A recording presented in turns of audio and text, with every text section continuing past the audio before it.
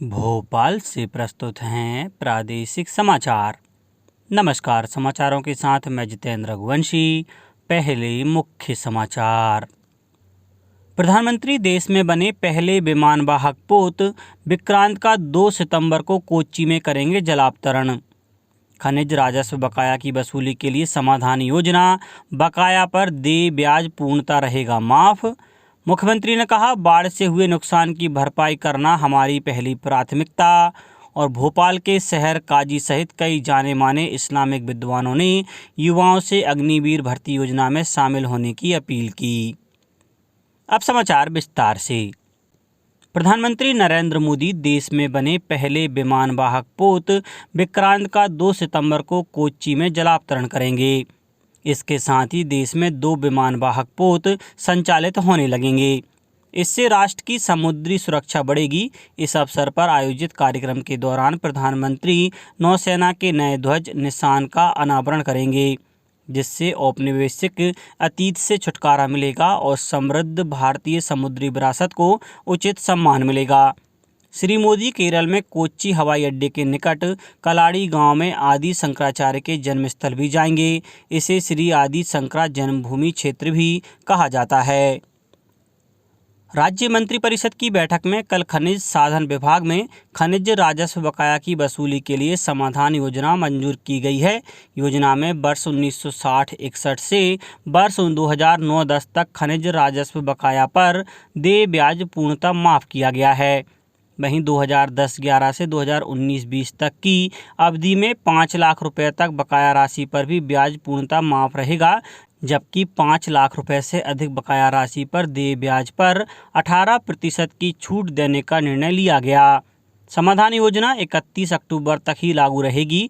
मंत्रिपरिषद ने खाद्य, नागरिक आपूर्ति और उपभोक्ता संरक्षण विभाग में 365 कंप्यूटर ऑपरेटर्स के पद सृजन करने की स्वीकृति दी।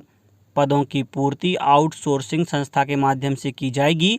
मंत्रिपरिषद द्वारा मध्य प्रदेश योग आयोग के गठन को भी मंजूरी दी गई। केंद्र और राज्य सरकार द्वारा संचालित विभिन्न योजनाओं का लाभ 100% पात्र लोगों को दिलाने के लिए प्रदेश में प्रधानमंत्री नरेंद्र मोदी के जन्मदिवस 17 सितंबर से 31 अक्टूबर तक विशेष अभियान चलाया जाएगा। मुख्यमंत्री शिवराज सिंह चौहान ने मंत्रिपरिषद की बैठक के पहले मंत्रियों को संबोधित करते हुए कहा है कि हमारी सरकार का लक्ष्य लोगों की जिंदगी को बेहतर बनाना है। मुख्यमंत्री ने कहा कि अभियान में ग्राम पंचायत और वार्ड स्तर पर 2 शिविर लगाए जाएंगे। जो व्यक्ति पात्र हैं और योजना से नहीं जुड़े हैं, उन्हें त्वरित रूप से प्रथम शिविर में मौके पर ही लाभ पहुँचाया जाएगा। जिन प्रकरणों में शिविर स्थल पर निराकरण संभव नहीं है, उन्हें विचार के उपरांत दूसरे शिविर में हल किया जाएगा। भारतीय प्रवासी दिवस के दौरान प्रदेश आने वाले देशी विदेशी नागरिकों के लिए पर्यटन विभाग बुद्ध सर्किट, ओंकार सर्किट, शक्तिपीठ सर्किट, 3 यूनेस्को धरोहर सर्किट जैसे टूर पैकेज पर कार्य कर रहा है। सभी पर्यटक अपने पंजीयन के समय ही अपनी पसंद अनुसार टूर पैकेज का चयन कर सकेंगे। यह जानकारी पर्यटन मंत्री सुश्री ऊषा बाबू ठाकुर ने मलेशिया के कुआलालंपुर में टूरिज्म रोड शो में travel agents, tour operators, media सहित अन्य लोगों को संबोधित करते हुए दी। उन्होंने कहा कि मध्य प्रदेश ऐतिहासिक, पुरातात्विक, सांस्कृतिक सहित सभी दृष्टि से सुंदर और समृद्ध है।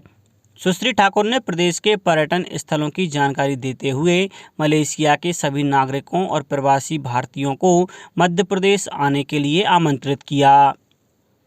मुख्यमंत्री शिवराज सिंह चौहान ने कहा है कि प्रदेश में अतिवृष्टि और बाढ़ से घर, घरेलू सामान, फसल और पशुओं की बहुत हानि हुई है।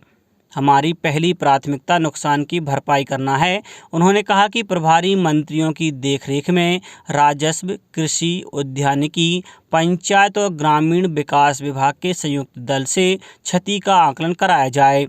श्री चौहान ने कहा कि सर्वे के बाद जल्द से जल्द राहत राशि का वितरण सुनिश्चित करें।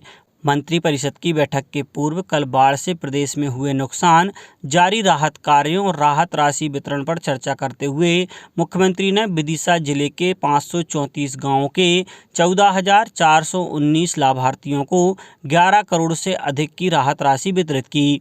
विदिशा कलेक्टर ने जानकारी दी कि अभी तक के सर्वे में जिले में कुल 910 गांवों के 22,443 कच्चे मकान क्षतिग्रस्त हुए हैं। जिले में 663 लोग राहत शिविरों में रह रहे हैं और 34 जेसीबी मशीनें साफ सफाई के काम में लगी हैं। कोयला मंत्रालय ने 2022-23 में कोल कंपनियों के लिए हरित क्षेत्र विस्तार कार्यक्रम के अंतर्गत कोयला क्षेत्रों के भीतर और आसपास 2,400 हेक्टेयर क्षेत्र में पौधे लगाने का लक्ष्य निर्धारित किया है। इसके तहत 50 लाख से अधिक पौधे लगाए जा सकेंगे। इस महीने की 15 तारीख तक ब्लॉक वृक्षारोपण, बांस की खेती और उच्च प्रौद्योगिकी युक्त खेती के जरिए करीब 1,000 हेक्टेयर भूमि को हरित बनाया जा चुका है। मंत्रालय ने कहा कि इन उपायों से 2030 तक अतिरिक्त वन और वृक्षारोपण के जरिए 2.5 से 3 अरब टन कार्बन डाइऑक्साइड को समूचित करने के लिए पर्याप्त कार्बन सिंक सृजित करने के योगदान की भारत की राष्ट्रीय प्रतिबद्धता पूरी करने में मदद मिलेगी। प्रधानमंत्री की आर्थिक सलाहकार परिषद ने नई दिल्ली में देश की स्वतंत्रता के 100 वर्ष पूरे होने तक प्रतिस्पर्धात्मक प्रारूप जारी किया। इस अवसर पर प्रधानमंत्री की आर्थिक सलाहकार परिषद के अध्यक्ष विवेक देब रॉय ने कहा कि इस प्रारूप में 2047 तक भारत को एक अत्यधिक समृद्ध देश बनाने के लिए आर्थिक पहलुओं के महत्व को दर्शाया गया है और यह भी उल्लेख किया गया है कि इस दिशा में क्या करने की आवश्यकता है। उन्होंने कहा कि खपत, निवेश, सरकारी व्यय और शुद्ध निर्यात आर्थिक वृद्धि के वाहक हैं। उन्होंने कहा कि 2014 से सरकार आकांक्षी जिला कार्यक्रम और उज्ज्वला जैसी विभिन्न योजनाओं के माध्यम से असमानता को दूर करने के लिए कई कदम उठा रही है।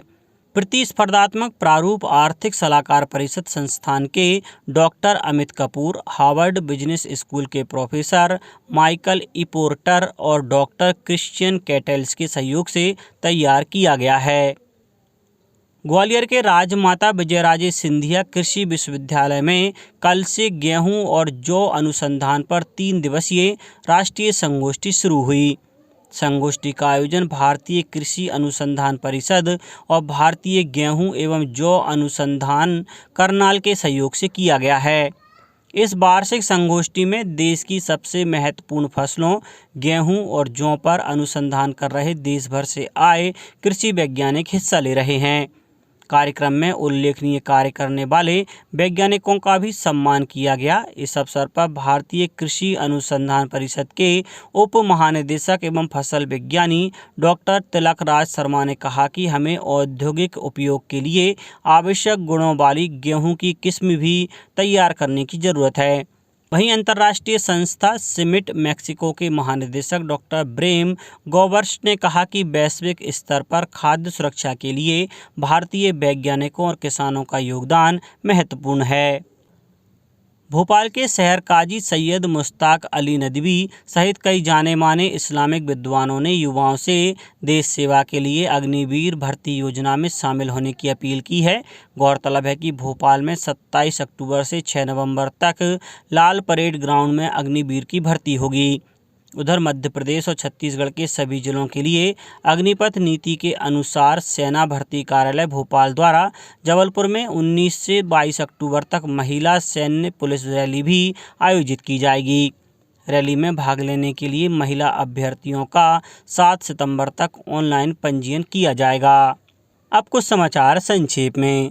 बैतूल में सहकारिता के विकास, विस्तार और नवीन क्षेत्रों में सहकारी समितियों के गठन के संबंध में कलेक्टर अमनवीर सिंह बैंस की अध्यक्षता में कलेक्ट्रेट सभाकक्ष में बैठक आयोजित की गई। धार जिला पंचायत सभाकक्ष में आयोजित जन सुनवाई में कलेक्टर ने 134 आवेदकों की समस्याओं को सुना और संबंधित अधिकारियों को समस्याओं के निराकरण के लिए निर्देश दिए।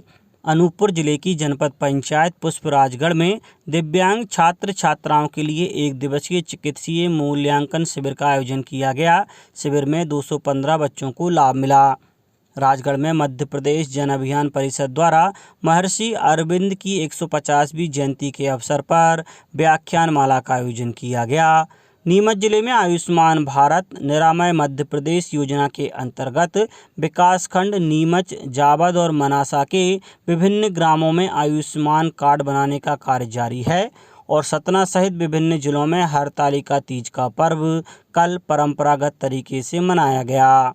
अंत में मुख्य समाचार एक बार फिर। प्रधानमंत्री देश में बने पहले विमानवाहक पोत विक्रांत का 2 सितंबर को कोच्चि में करेंगे जलावतरण। खनिज राजस्व बकाया की वसूली के लिए समाधान योजना, बकाया पर देय ब्याज पूर्णतः रहेगा माफ। मुख्यमंत्री ने कहा, बाढ़ से हुए नुकसान की भरपाई करना हमारी पहली प्राथमिकता। और भोपाल के शहर काजी सहित कई जाने माने इस्लामिक विद्वानों ने युवाओं से अग्निवीर भर्ती योजना में शामिल होने की अपील की। इस बुलेटिन में इतना ही। घर पर रहिए, सुरक्षित रहिए और सुनते रहिए प्रादेशिक समाचार। नमस्कार।